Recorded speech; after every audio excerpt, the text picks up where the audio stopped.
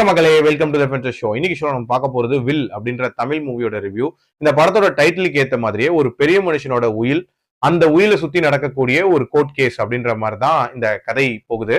அந்த ஆள் என்ன பண்றாருன்னா, தனக்கு 2 பசங்க இருந்தும் சம்பந்தமே இல்லாத ஒரு பொண்ணு பேர்ல தன்னோட சென்னை வீட்டை வந்து எழுதி வைக்கிறாரு.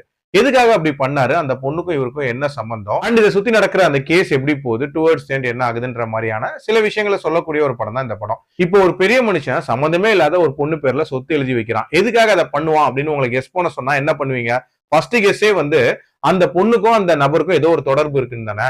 அந்த தொடர்பு தான் இந்த படத்தோட தீமே. இந்த 2 மணி நேரமும் அந்த தொடர்பு எப்படி உருவாச்சு அப்படின்ற ஒரு விஷயத்த மட்டும் தான் சொல்லி வச்சிருப்பாங்க. இந்த தொடர்பை இன்வெஸ்டிகேட் பண்ண வரக்கூடிய போலீஸ் ஆபீசர் தான் வந்து நம்ம விக்ராந்த். அண்ட் இந்த தொடர்பை மையமா வச்சு நடக்கிற கேஸ்ல ஆஜராகக்கூடிய வெளி மாநிலத்துல இருந்து வந்த ஜட்ஜ் தான் வந்து சோனியா அகர்வால். கோர்ட்ரூம் டிராமாக்கான மரியாதையே போச்சுடா அப்படின்ற மாதிரி தான் இருந்துச்சு. ஆக்சுவலா இதுல ஒரு மெசேஜ் வேற டுவர்ட்ஸ் எண்ட் சொல்லியிருப்பாங்க. அதாவது நம்ம ஊர்ல நிறைய கருக்கலைப்புகள் அப்படின்றதெல்லாம் நடக்குது. அதே நேரத்துல நிறைய பேருக்கு குழந்தையும் இல்லாம இருக்கு. சோ நீங்க என்ன பண்ணுங்க அப்படின்னா, கரு ஃபார்ம் ஆயிடுச்சுன்னா அதை கலைக்காதீங்க. அதை கஷ்டப்பட்டு சுமந்து பெத்துருங்க.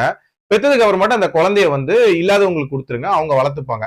என்ன ஒரு கன்றாவியான லாஜிக்ல அவன் வாழ்க்கையை வாழ்றதுக்கே அவனுக்கு டைம் இல்லாம இருக்கு. இதுல வேற அடுத்தவங்களுக்கு குழந்தை வேற பெத்து தரணும்ன்ற மாதிரியான ஒரு அட்வைஸ்.